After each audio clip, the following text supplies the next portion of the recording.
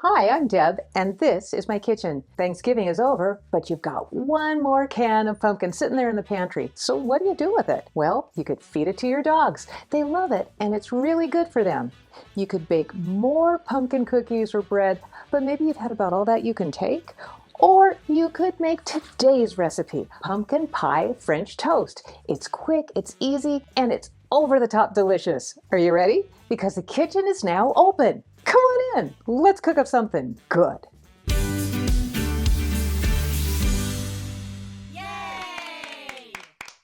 For my pumpkin pie French toast, the ingredients I'll be using are 1 loaf of sliced brioche artisan bread, 1 cup of half and half or milk, 1 can of canned pumpkin, 6 eggs, 4 teaspoons of pumpkin pie spice, 1/3 cup of Splenda or sugar, 4 teaspoons of vanilla, and salted butter preferably, or unsalted butter for grilling and serving.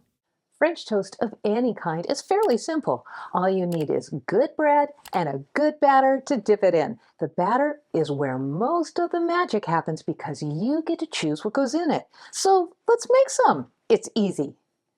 In a medium mixing bowl, I add my pumpkin pie spice, and my Splenda or sugar and whisk until fully combined. Then I add my vanilla and eggs and whisk again until smooth. Finally, I mix in my half and half a bit at a time, making sure it's mixed in completely.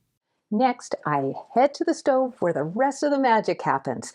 Trust me, this next part makes a huge difference. I set my burner on medium-high and immediately add 1½ to 2 tablespoons of butter to the griddle. This is a key moment. The butter adds a depth of flavor that you just can't get from oil or shortening. If at all possible, always use butter to grill your French toast, preferably salted butter. When the butter is fully melted, it's time to cook up my bread. With my heat still set on medium-high, I dip both sides of my brioche into the batter and immediately place the bread on my hot griddle.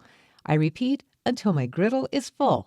Now it's time to babysit my brioche as it cooks. I check it often to make sure it's cooking evenly and reposition on the griddle if it's not. Once it's nicely browned, I flip each piece and continue to check as they cook. As each slice becomes a golden brown on both sides, I remove it from the griddle, add more butter, and start another one. I repeat until I run out of bread or batter.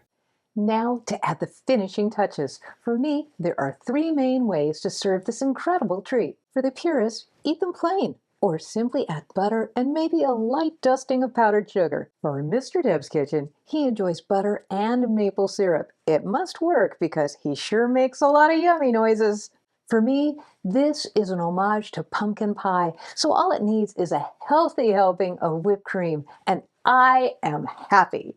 Hey, great news! Pumpkin pie French toast can easily be frozen and saved for another time. Let your leftover pieces cool completely and then put them in a zippered freezer bag.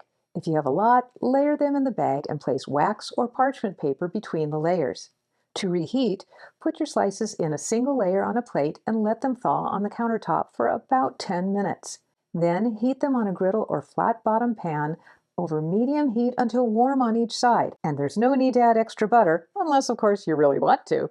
This pumpkin pie French toast is so good and easy, it could become an annual tradition at your house. It'll bring your family and friends to the table where family is built, because if you feed them this, they will come.